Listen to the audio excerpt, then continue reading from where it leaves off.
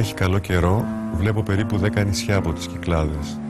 Σύρο, Σέριφο, Σύφνο, Τζιά, Κύθνο, Πάρο, Αντίπαρο, ένα μικρό βράχο το Πιπέρι, Γιάρο, μέχρι και Μακρόνησο.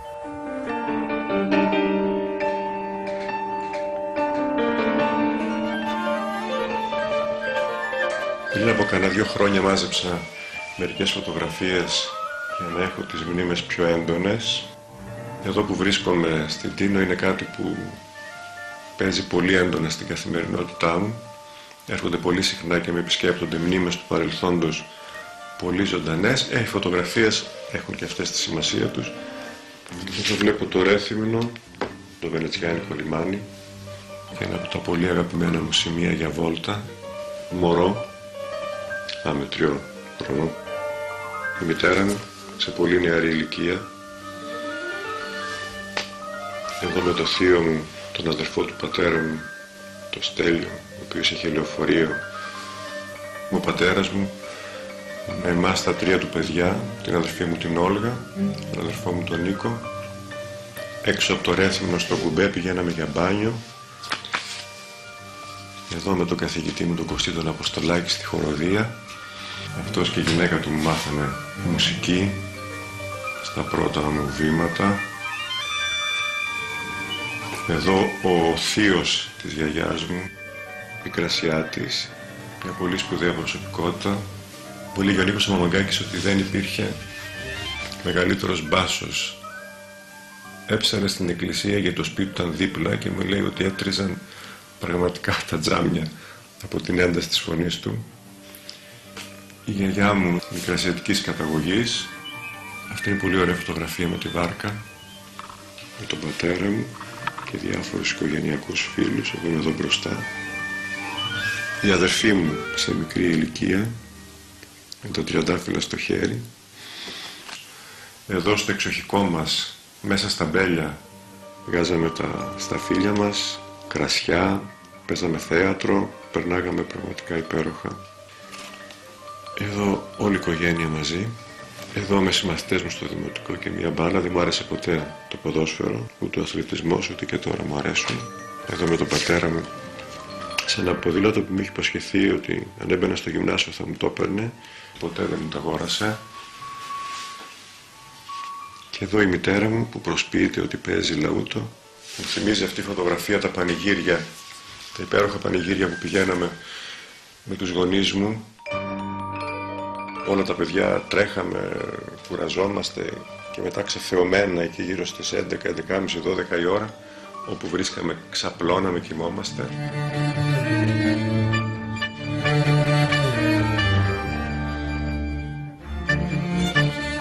Αυτή ήταν η αφορμή, αυτός ο ύπνος, που ήταν ένας ελαφρύς ύπνος, στην αγκαλιά των δικών μας ή στις καρέκλες που μας είχαν εκεί, μας σκέπαζαν έτσι, με κάποιο μπουφάν, με κάποια μπλούζα. Όλη αυτή η μουσική που πέρασε μέσα μου από αυτή την υπνοτική διαδικασία καταγράφηκε στο μυαλό μου και πέρασαν πολλά, δεκάδες κομμάτια που πια δεν τα ακούω. Ένα από αυτά και ένας πεντοζάλης, τον οποίο τον έχω πολύ έντονα μέσα μου, ο οποίος με έδωσε την αφορμή σαν θέμα, σαν βασικός πυρήνας, να φτιάξω τα 5 ακόμα βήματα μέχρι να κοιμηθείς.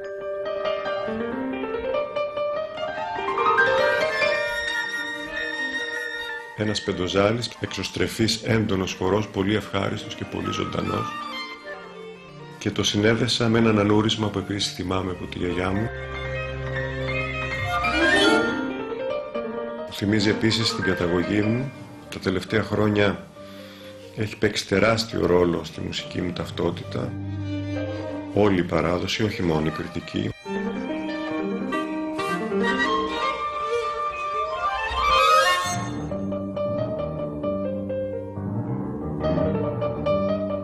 Περισσότερο κρατάω ως μνήμη αυτό που έχω αισθανθεί, που έχω βιώσει από την παράδοση και το φέρω μέσα μου σαν κάτι πολύ σημαντικό. Έρχεται με ένα πολύ φυσικό τρόπο, πως τρέχει το νερό στα βλάκι, χωρίς κανένα εμπόδιο, βγαίνει στην επιφάνεια και καταγράφεται με έναν προσωπικό τρόπο, με τον τρόπο που αισθάνομαι τα πράγματα τελευταία. Οι μνήμες αυτές γίνονται κάτι πολύ σύγχρονο. Αισθάνομαι πολλές φορές ότι συνεχίζω την παράδοση των ανώνυμων δημιουργών. Δεν έχουν καταγραφεί τα ονόματά τους, αλλά έχει καταγραφεί αυτή η πορεία. Και αυτό το πράγμα το οποίο έρχεται από πολύ παλιά προσπαθώ να το αφήνω ελεύθερο στο χρόνο. Ειλικρινά δεν με ενδιαφέρει καν αν υπάρχει το όνομά μου ή όχι μέσα σε όλη αυτή τη διαδικασία.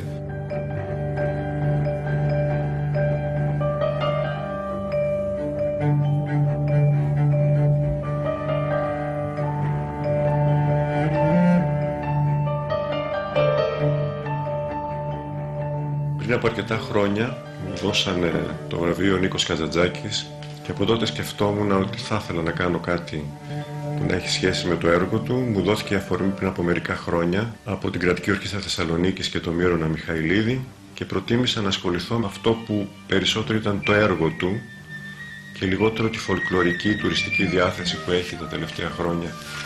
Προσπάθησα να δω αυτό που παρέχει με δύναμη, που είναι η θετική όψη της ζωής, κάτι που το έχει η κριτική παράδοση πολύ έντονα. Και μάλιστα μέσα από διάφορες αναγνώσεις από τον Γιάλλομ, ο οποίος αναφέρει ότι ο Καζαντζάκης θα μπορούσε να είναι ένα πολύ σοβαρό πρότυπο για τους σύγχρονους ψυχαναλυτές, ακριβώς επειδή δίνει αυτή την ιτσαϊκή, ας το πούμε, θεώρηση της ζωής, που είναι καταρχήν η θετική της όψη, και πιστεύει ότι οι άνθρωποι οι οποίοι έχουν ζήσει καλά και έχουν δημιουργήσει έντονα στη ζωή τους, ότι κατά κάποιο τρόπο νικούν το θάνατο με την έννοια ότι δεν τους απασχολεί και τόσο προς το τέλος της ζωής τους.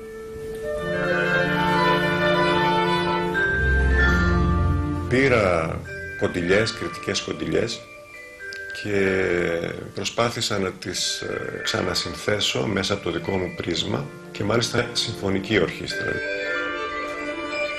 Παίζουν οι κριτικοί διάφορα σχεδόν αυτοσχεδιαστικά και κάθε τόσο τα όργανα σταματάνε και λέγονται διάφορες μαντινάδες. Στη θέση της κάθε μαντινάδας, σε αυτό το κομμάτι, εδώ στην Τίνο που βρισκόμαστε, έχω καταγράψει κατά καιρούς την περίοδο της Άνοιξης, πουλιά, τα οποία και λαϊδούν, είναι μεταναστευτικά πουλιά, περνάνε και αφήνουν τα ηχητικά τους αποτυπώματα, τα οποία είναι πολύ έντονα, ποικίλα και με πολύ ενδιαφέρον.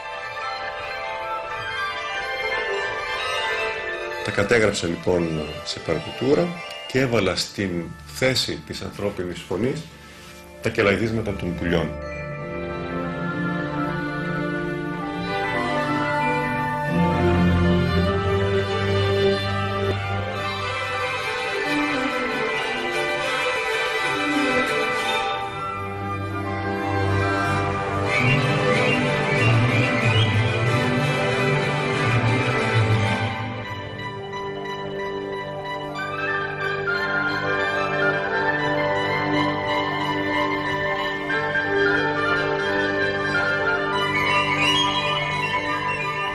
Αυτό είναι το Αμορφάτι, που σημαίνει αγάπη για το πεπρωμένο, ένα έργο αφιερωμένο στο Καζαντζάκη, με τα πουλιά στη θέση της ανθρώπινης φωνής.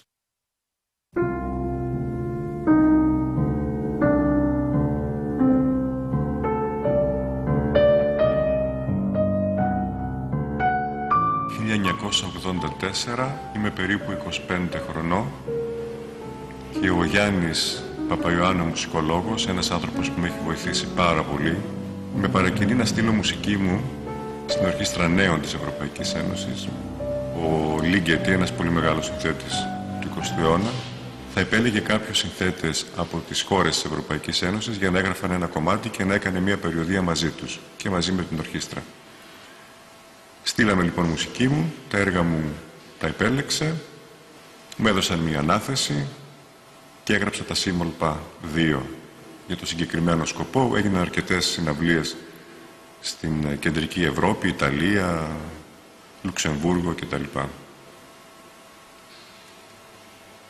Αυτός ο άνθρωπος, ο Ligeti, με βοήθησε αρκετά και μετά έστειλε τη μουσική μου στην Biennale της Βενετίας 1985 στο Ευρωπαϊκό Έτος Μουσικής, έτος Μπαχ, και άκουσα τα Σίμολπα 4, ένα έργο που είχα γράψει λίγο μετά, από το Divertimento Ensemble, μια εκπληκτική εκτέλεση που δεν πρόκειται να την ξεχάσω ποτέ.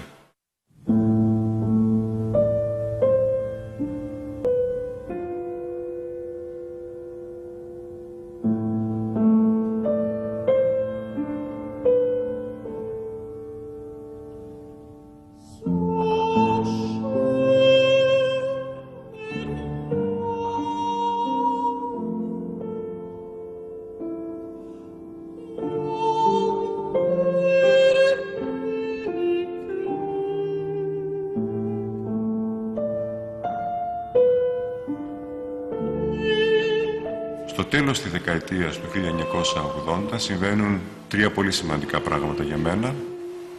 Το ένα είναι η επαφή μου με τον Γιάννη Χουβαρδά και το θέατρο Αμόρε.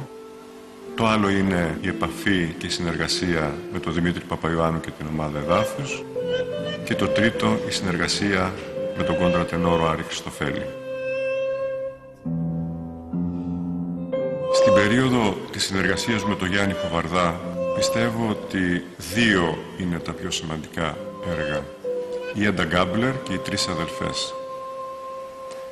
Από το θέατρο Αμόρε πέρασε όλη η νέα γενιά των σπουδαίων Ελλήνων ηθοποιών. Είμαι πολύ τυχερός που την έζησα. Η σχέση μου επίσης με τον Χουβαρδά ήταν πολύ ουσιαστική και μοναδική, γιατί μου έδινε τη δυνατότητα να είμαι στις πρόβες από την αρχή. Οπότε αυτό το κομμάτι χτιζόταν μέσα στη θεατρική πράξη, επίσης όρης, απαιτούσε τη συμμετοχή μου από το πρώτο δευτερόλεπτο της επαφής, δηλαδή από την ανάγνωση του έργου, μου έδινε πολύ μεγάλη ελευθερία στον τρόπο με τον οποίο μπορούσα να αναπτύξω τις μουσικές μου ιδέες και κατά κάποιο τρόπο η μουσική μου απέκτησε θεατρικότητα.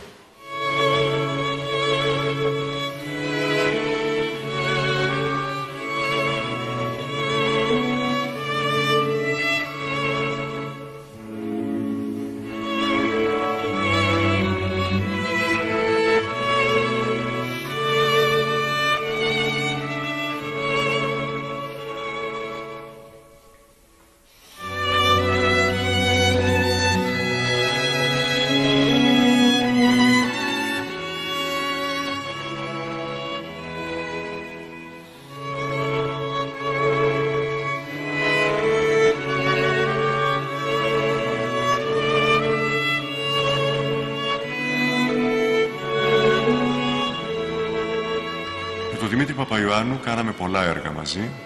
Ξεκινήσαμε από τα Φεγγάρια, από τη Σαφώ, στην κατάληψη της 3ης Σεπτεμβρίου, ένας ιδιαίτερος χώρος που προσωπικά με απελευθέρωσε από ό,τι είχα κάνει μέχρι τότε, τις μεγάλες αίθουσες συναυλιών, από όλο αυτό το ακαδημαϊκό κάπως στυλ της παρουσίας της κλασικής μουσικής.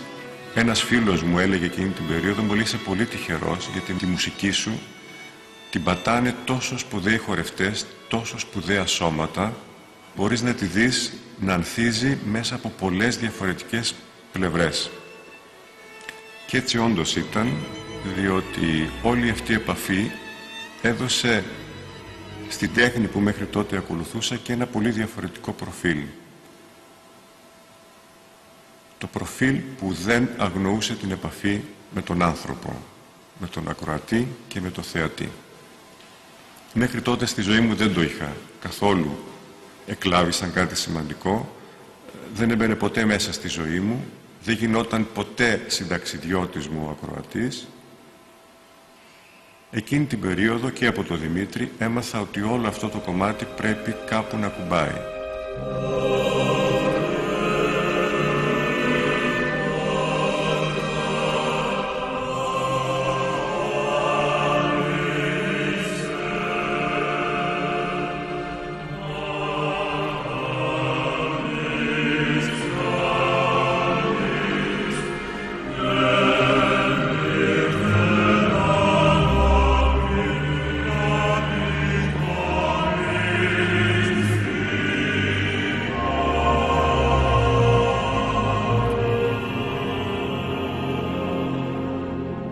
Ένα άλλο έργο που προσωπικά με ενδιέφερε πολύ και είμαι πολύ τυχερός που έγινε σε αυτή όλη τη συνεργασία όλων αυτών των χρόνων ήταν το Requiem για το τέλος του έρωτα.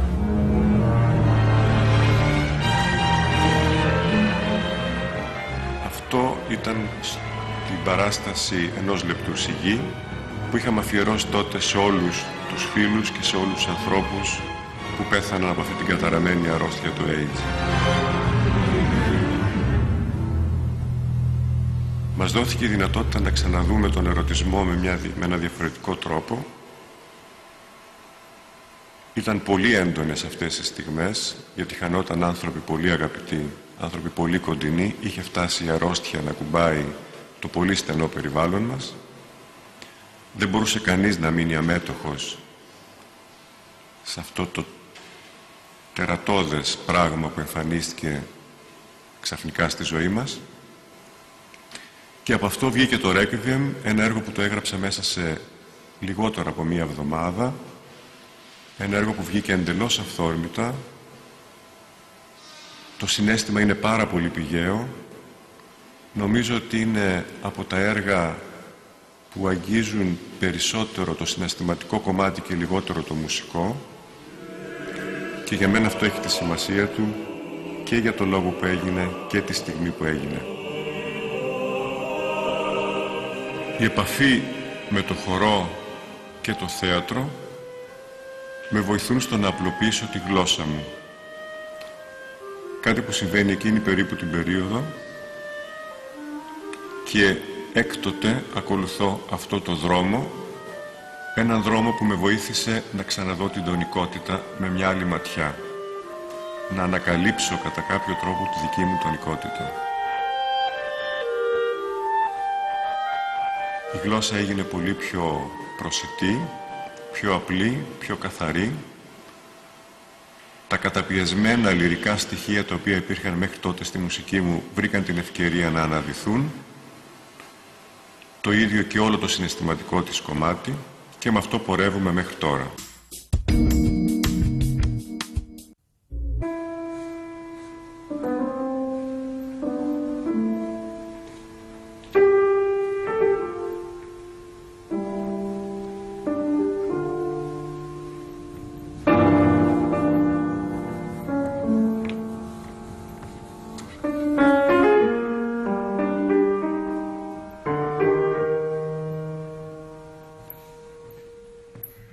Προς το τέλος της δεκαετίας πια του 90 έρχεται ο Γιώργος ο Λαζαρίδης στη ζωή μου, για τον οποίο γράφω 2 κοντσέρτα για πιάνο, το τρίτο και το τέταρτο, το ημερολόγιο εγκλισμού και το ισοκράτημα για ένα μεσήλικα.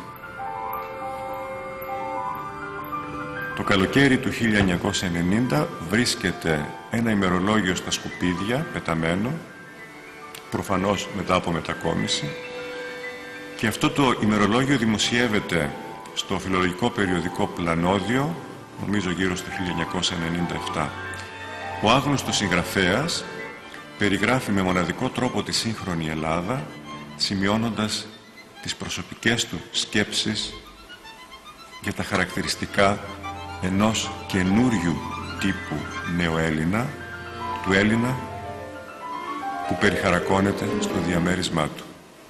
Αυτή την εικόνα την έχουμε όλοι και την έχουμε βιώσει πάρα πολλές φορές, ιδιαίτερα στην Αθήνα. Η γραφή λοιπόν του ημερολογίου είναι σκληρή, είναι μελαγχολική, φανερώνει όμως ιδιαίτερη καλλιτεχνική ευαισθησία και διεισδυτική ματιά ενός ανθρώπου που ακούει κλασική και ρομαντική μουσική, ιδίως για πιάνο. Όλο αυτό το μεταφέρει μέσα του και σαν ένα είδος ψυχανάλυσης το καταγράφει, κάνοντας σχόλια που πραγματικά τα ζηλεύουν ακόμα και αυτοί που γνωρίζουν πολύ καλά μουσική. Ο συγγραφέας δηλαδή διαθέτει το πάθος ενός ακροατή που ψάχνει στη μουσική τον τρόπο να ξεφύγει από τον προσωπικό του δράμα, από τον προσωπικό του εγκλισμό. Γι' αυτόν η μουσική είναι η βασική του συντροφιά, η έκφραση των συναισθημάτων του, και ταυτόχρονα η καθημερινή του φυλακή.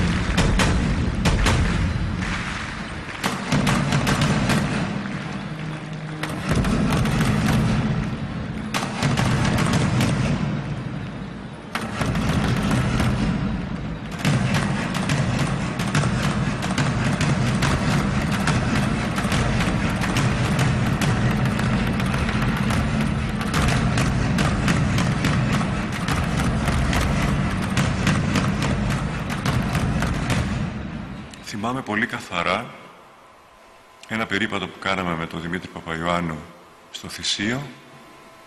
Ήταν η εποχή που η Ελλάδα διεκδικούσε τους Ολυμπιακούς Αγώνες. Κάποια στιγμή σταματάει ο Δημήτρης και μου λέει «Αυτό θα το κάνουμε μαζί». Του λέω «Τι λες, ρε παιδί μου, είναι δυνατόν να κάνουμε εμείς τους Ολυμπιακούς?» Πολύ θα δεις, θα το κάνουμε μαζί.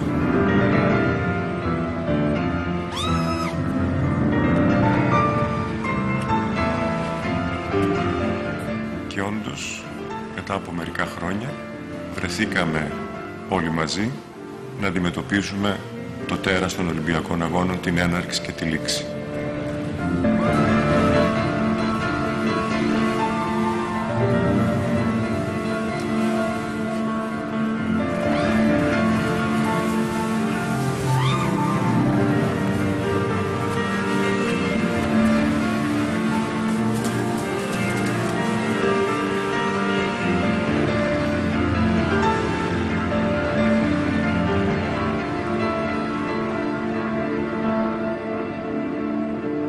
Δύσκολες μέρες που περνάει η χώρα μας, είναι νομίζω παράλογο να μιλάει κανείς για τους Ολυμπιακούς Αγώνες. Το 2004 ήταν για την Ελλάδα μια πολύ μεγάλη πρόκληση, που φαίνεται ότι βασίστηκε πάνω σε στοιχεία ψευδή. Από τότε η χώρα μας ήταν σάπια, στήσαμε ένα ολόκληρο οικοδόμημα πάνω στην ανοχή των Ελλήνων. Και η οικονομική κατάσταση την οποία περνάμε τώρα δείχνει ότι ήταν απλώς ένα ευχάριστο διάλειμμα το οποίο βασιζόταν σε κάτι εντελώς εξωπραγματικό.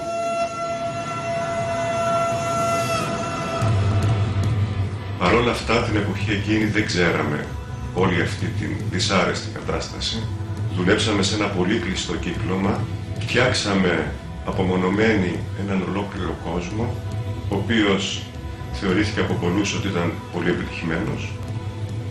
Παρ' όλα αυτά δεν φεύγει από το μυαλό μου μια φράση που μου είπε ένας φίλος κάποια στιγμή, ένα χρόνο μετά τους Ολυμπιακούς, γύρω στο 2005, με συνάντησε στον δρόμο στην Αθήνα και μου λέει «Ήταν πολύ ωραίο αυτό που φτιάξατε, αλλά δεν είχε καμία σχέση με την πραγματικότητα.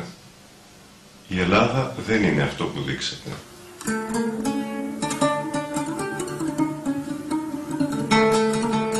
Τι έχει μείνει από όλο αυτόν τον κόσμο? Έχει μείνει το κομμάτι της έρευνας που έκανα για την παραδοσιακή και ελληνική μουσική. Το πήρα μαζί μου, το πήρα εδώ στην Τίνο. Ένα χρόνο μετά τους Ολυμπιακούς Αγώνες δεν έκανα απολύτως τίποτα, δεν έγραψα ούτε μία νότα και άρχισα να ξαναβρίσκω τον εαυτό μου που είχα αφήσει 3 χρόνια πριν τους Ολυμπιακούς.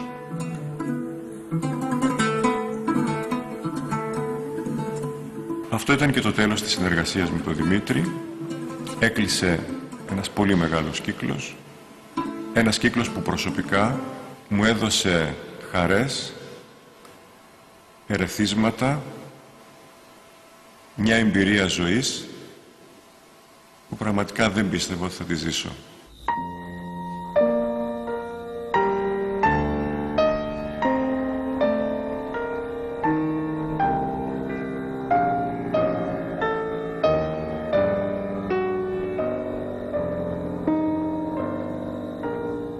2005, ένα χρόνο μετά τους Ολυμπιακούς, μου ζητάνε από το Φεστιβάλ Αθηνών να κάνω μια συναυλία στη Μικρή Επίδαυρο. Το πρώτο που σκέφτηκα ήταν ο Δημήτρης. Φέρουμε πάλι όλο αυτόν τον κόσμο, ό,τι είχαμε φτιάξει μαζί, και όλους τους άλλους φίλους. Το Γιώργο το Λαζαρίδη, το Μίλτο το Λογιάδη, την Καμεράτα που έχω δουλέψει τόσες φορές μαζί τους, την Κελεσίδη τη Σοπράνο, τους χορευτές μας, την Όλια τη Λαζαρίδου. Βρεθήκαμε λοιπόν όλοι μαζί, ένα χρόνο μετά τους Ολυμπιακούς Αγώνες, στη Μικρή Επίδαυρο, 2 συναυλίες που κλείνουν πια και επίσημα όλο αυτό τον κύκλο των Ολυμπιακών, όλο αυτό τον κύκλο όλων αυτών των φίλων, και έπεται συνέχεια.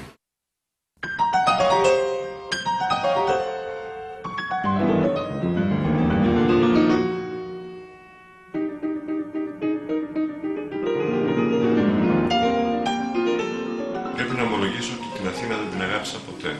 Τώρα βέβαια που η Αθήνα νάει το μαρτύριο που περνάει, τη βλέπω με πολύ μεγαλύτερη συμπάθεια.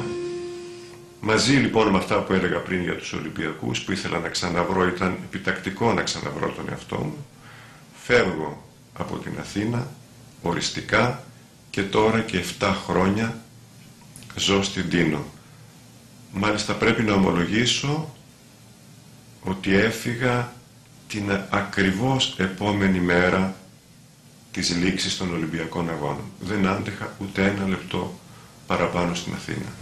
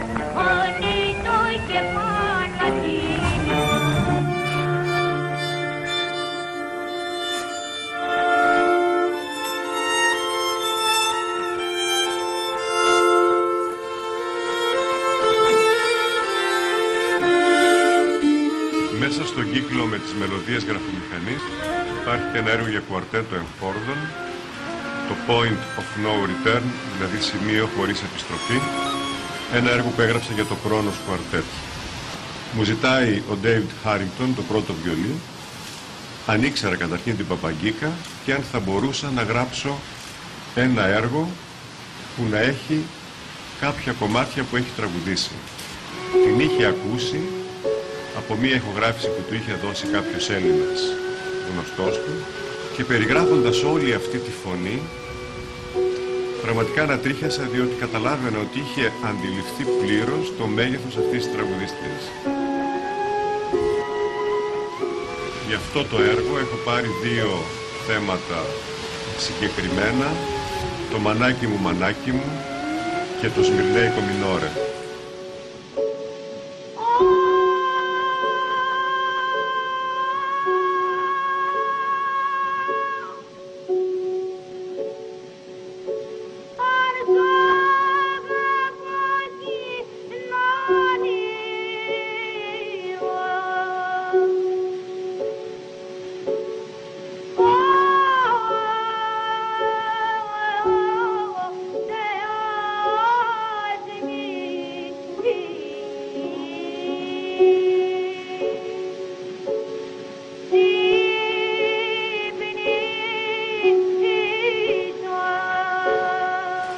Όσο κρατούσε τη σύνθεση, φυσικά η φωνή της Παπαγκίκα ήταν συνέχεια στο μυαλό μου. Προσπάθησα μέσα από αυτό το κομμάτι να πιάσω αυτή την εκπληκτική περιοχή που είχε, να διατηρήσω όλα τα χρώματα, όλους τους χυμούς όλη την ένταση, όλη τη δύναμη που είχε η φωνή της, αλλά και κάποια στοιχεία από τον τρόπο που είχαν αποδώσει αυτά τα τραγούδια την εποχή εκείνη. Υπάρχει κάτι ιδιαίτερο εδώ, ο άντρας της παίζει τσέμπαλο και υπάρχει και ένα τσέλο. Κράτησα όσα περισσότερα στοιχεία μπορούσα και έτσι η φωνή της έγινε ένα ταξίδι χωρίς επιστροφή. Γιατί όταν φτάνεις σε μια τέτοια τελειότητα ερμηνευτική, όταν αντιλαμβάνεσαι το μέγεθος, αυτό το πυκνό στέρεο χρώμα, σχεδόν αποστασιοποιημένο, είναι σαν να πετάει στον ουρανό, όταν αντιληφθείς αυτή τη δύναμη, μετά δεν υπάρχει κανένα σημείο επιστροφής.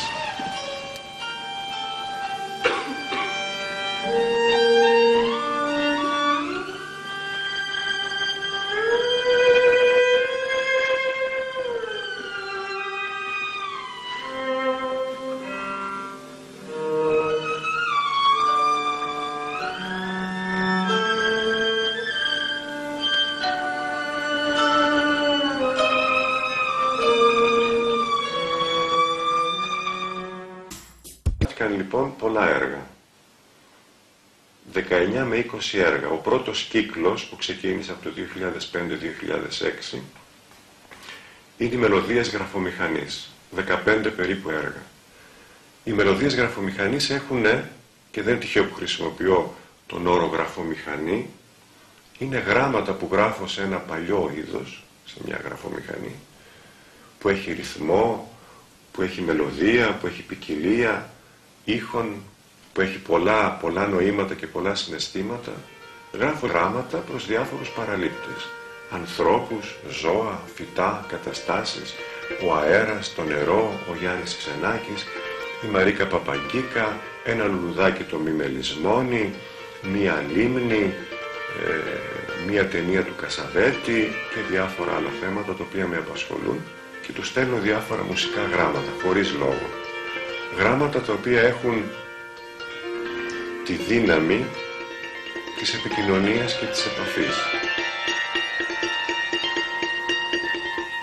Αυτό το κομμάτι της επαφής με τους ανθρώπους, με τους συνανθρώπους, το κοινωνικό αυτό μέρος, θα πιστεύει κανείς ότι εδώ είναι ένα απομονωμένο γεγονός, ότι είμαι μόνος, ότι γράφω απομονωμένα μουσική και ότι έχω φτιάξει ένα περιβάλλον, ένα μοναστήρι, ας το πούμε έτσι, το οποίο κάθομαι ολομόναχος και συνθέτω.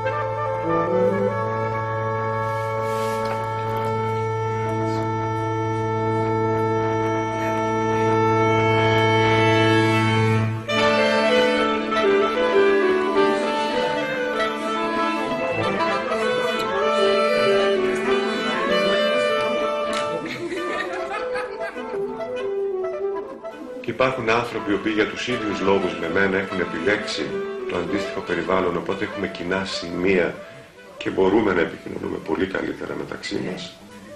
Υπάρχουν οι ντόπιοι με τους οποίους συναναστρέφομαι και οι οποίοι είναι ένα μέρος, ας το πούμε, της καινούργιας μου οικογένειας. Υπάρχει η φύση, η ζωή μου και η μουσική μου με τα πάνω της και τα κάτω της.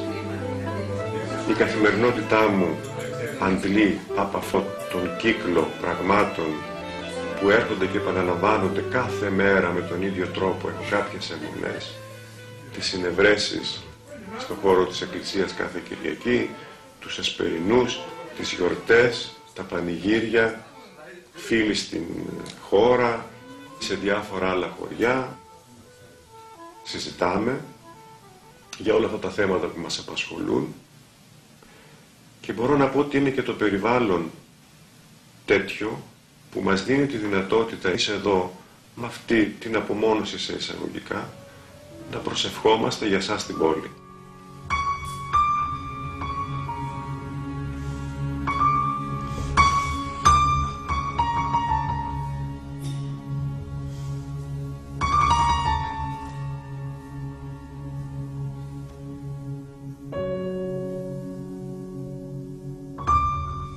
Η Ορθοδοξία και η χριστιανική κοινωνία με ακολουθούν από μικρό παιδί.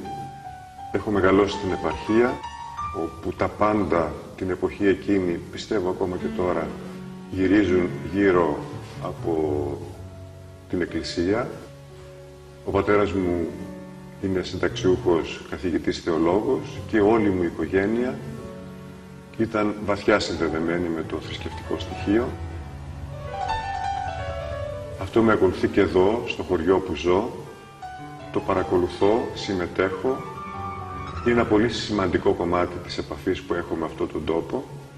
Είναι κάτι που με απασχολεί βαθιά και είναι κάτι που με εμπνέει.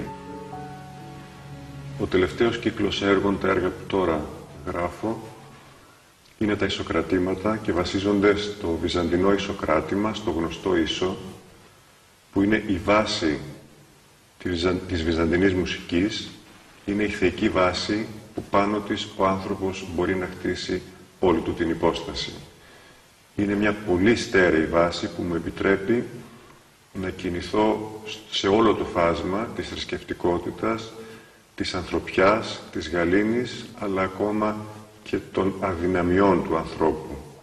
Το Ισοκράτημα ενός Μεσίνικα είναι το πρώτο έργο αυτής της σειράς και αναφέρεται στο πέρασμα από την ενηλικίωση στα γυρατιά. Είναι αυτή η περίφημη ωριμότητα. Το έργο το έγραψα για τον Γιώργο τον Λαζαρίδη, παίχτηκε πέρσι από την Καμεράτα και είναι κατά κάποιο τρόπο αυτοβιογραφικό, μια και βρίσκομαι στην φάση του Μεσσήρα. Το Ισοκράτημα ενός παιδιού το έγραψα για τη Θεσσαλονίκη, για τα 10 χρόνια του Μεγάρου Θεσσαλονίκης και το ταύτισα ακριβώς με την νεανική ηλικία αυτού του Μεγάρου, ελπίζοντας ότι τα πράγματα που έχουν γίνει μέχρι τώρα, που είναι αρκετά σημαντικά, θα συνεχίσουν και στο μέλλον και κάποια στιγμή αυτό το παιδί θα οριμάσει.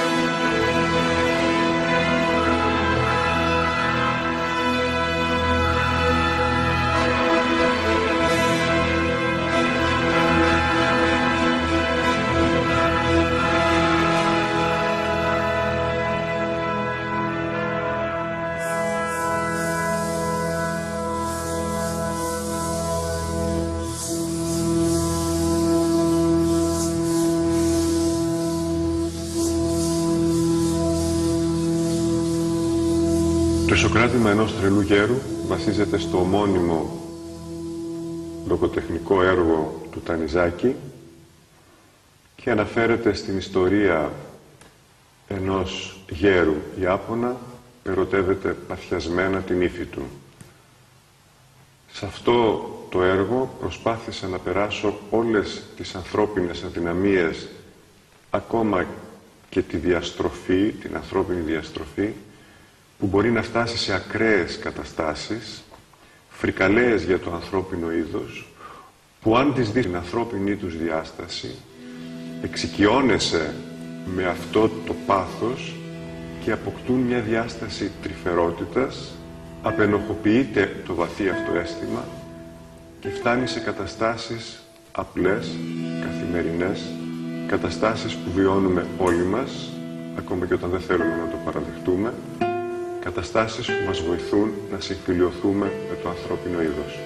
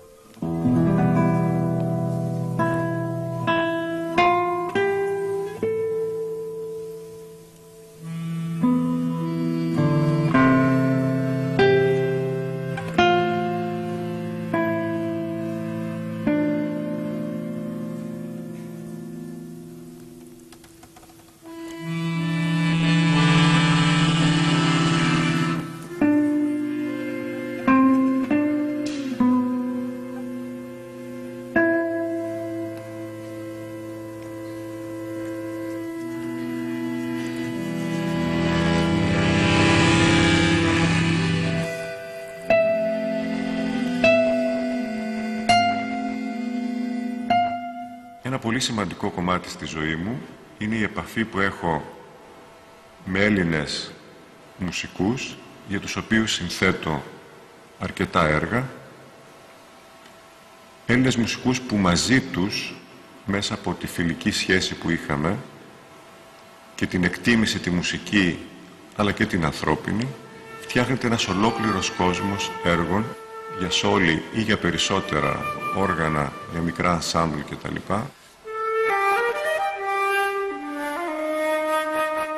Αναφέρω ενδεικτικά την Κατερίνα Τσέν, τη φλαουτίστα που έγραψε για αυτήν το Forget Me, το Θεόφιλο Σωτηριάδη, το σαξοφωνίστα, την Έλληνα Παπανδρέου, την κιθαρίστα, τον Dissonant Ensemble, τον Μίλτο το Λογιάδη που έχει διευθύνει τόσα έργα μου,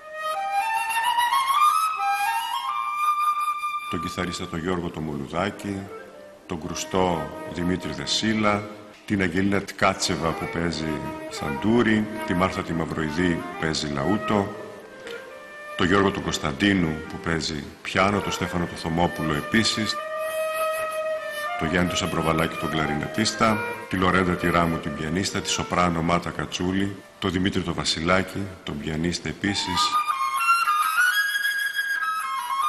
τον ακορντιονίστα τον Κωνσταντίνο Ράπτη και επίσης η Αλεξάνδρα Παπαστεφάνου πιανίστα, για την οποία γράφω τη Μεσόγειο έρημα. Όλοι αυτοί υπάρχουν στη ζωή μου, ακόμα και τώρα, υπάρχουν συνεχώς.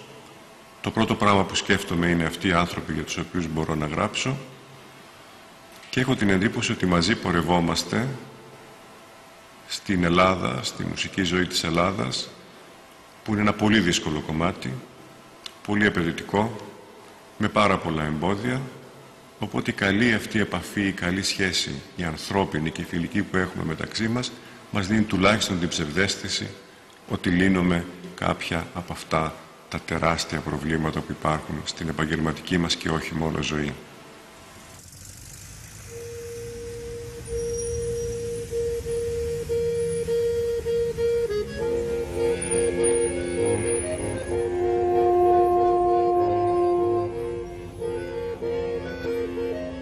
Το αθόρυβο πάτημα της Αρκούδας είναι ένα παραμύθι που ανεβάζουμε στη Στέγη Γραμμάτων και Τεχνών μια ομάδα φίλων. Είναι μια παράσταση μουσικού θεάτρου, όπου η μουσική, το θέατρο, τα εικαστικά και η λογοτεχνία συνυπάρχουν επίσης όρις. Ο Άγγελος Φρατζής, ο Οδυσσέας Παπασπηλιόπουλος, ο Πέτρος Τουλούδης, η Έτεν, ο Κώτη Κέι και η Γεωργία Λεβιζάκη ακολουθούμε το αθόρυβο πάτημα της Αρκούδας, προσπαθώντας να καταλάβουμε τον εαυτό μας, αλλά και τον διπλανό μας.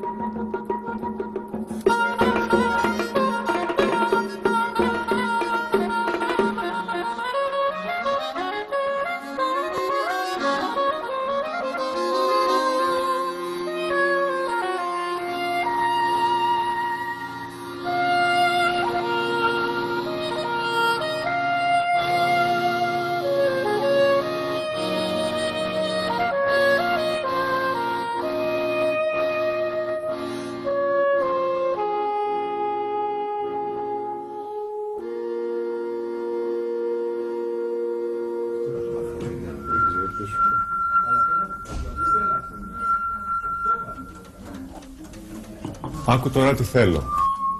Ο καθένας έχει την νότα του, έτσι. Θέλω σε αυτό να σφυρίζεσαι με μία μικρή απόσταση για να βγάλουμε διακροτήματα. Δηλαδή, αν έχεις τον ντο, θα κάνεις κάτι παραπάνω. Αν έχεις το ρε θα κάνεις ή κάτι λιγότερο ή κάτι παραπάνω. Αν έχεις το μη θα κάνεις σίγουρα κάτι λιγότερο. Τις ενδιάμεσες νότες θα τις κάνετε με το σφύριγμα. Δηλαδή εδώ θα είναι. Θα πάει λίγο πιο πάνω, κάποιος θα φεύγει, κάτι θα μένει από το ποτήρι, μετά θα έρχεται ένα σφύριγμα, μετά θα έρχεται ένα άλλο σφύριγμα πάνω σε αυτό. Δεν θα σταματάει ποτέ η βάση, αλλά δεν θα είστε και οι τρεις μαζί. Από την αρχή της φράσης αυτής, η ατμόσφαιρα για Ζαγγελίκο ήταν στο τέλος της. Ήξερα ότι η αρκούδα θα έβγαινε και πάλι έξω ελεύθερη. Μια κλειδωμένη πόρτα εκεί που είχε αποτύχει η σκλαβιά και η αλυσίδα ενός ολόκληρου αιώνα. Σίγουρα για η αρκούδα θα με ξετρύπωνε πίσω από τα θαμπομένα τζάμια. Άγγελε. 3 χρόνους. Παύση. Αρκετή. Μετά πάλι. 1, 2, 3. Να δώσουμε ένα παλμό μέσα.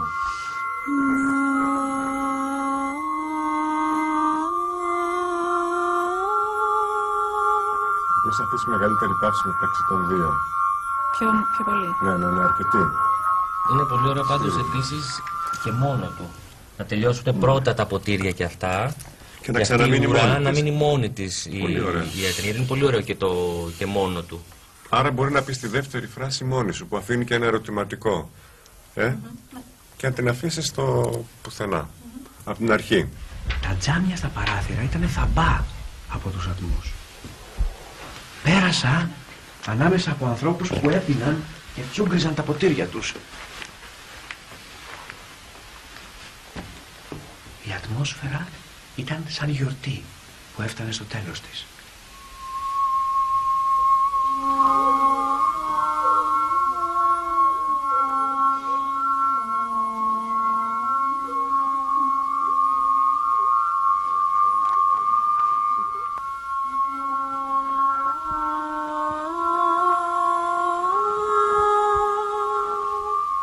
Όλοι οι παρόντες ήταν κάτοικοι του χωριού.